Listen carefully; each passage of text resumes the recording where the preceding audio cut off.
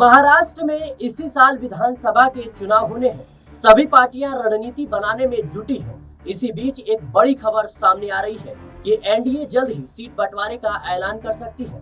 बता दें कि सीट बंटवारे को लेकर महायुति की कई दौर की बातचीत हुई है। जानकारी के अनुसार गठबंधन में कौन सी पार्टी कितनी सीटों पर चुनाव लड़ेगी, इसकी घोषणा जल्द ही की जाएगी।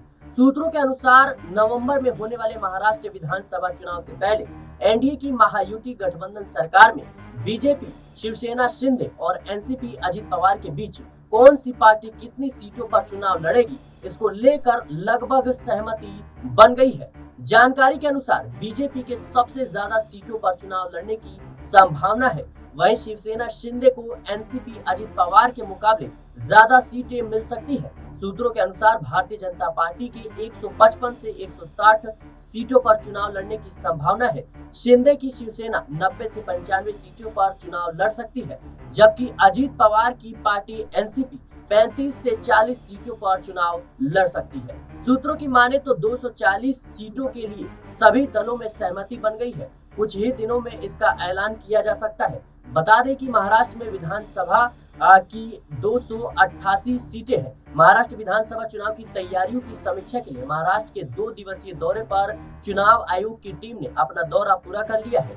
2 दिवसीय दौरे के दौरान निर्वाचन आयोग की टीम ने कई राजनीतिक दलों और अधिकारियों के साथ अहम बैठक की। चुनाव आयोग ने बताया कि महाराष्ट्र में 26 नवंबर से पहले चुनाव कराना होगा, क्योंकि नवंबर में महाराष्ट्र विधानसभा का कार्यकाल खत्म हो रहा है। आयोग ने कहा कि विधानसभा की 288 सीटों के लिए 9.59 करोड़ वोटर हैं, जिसमें से 49,039 मतदाता 100 साल के ऊपर की उम्र के हैं। बता दें कि साथ ही महाराष्ट्र में महिला वोटरों की संख्या में 22% का इजाफा हुआ है। महाराष्ट्र में 3 बड़े और प्रमुख आदिवासियों में 100% को वोटर लिस्ट में शामिल कर लिया गया है। दिव्यांग और वृद्ध मतदाता वृद्ध अधिकारियों को सक्षम ऐप के जरिए अपने आने की सूचना दे सकते हैं, जिसको उनके प्राथमिकता के आधार पर सुविधा मुहैया कराते हुए वोट डालने की सुविधा प्रदान की जाएगी। फिलहाल के लिए इस रिपोर्ट में इतना ही। देश और दुनिया की तमाम खबरों के लिए बने रहने पॉलिटिकल पॉइंट।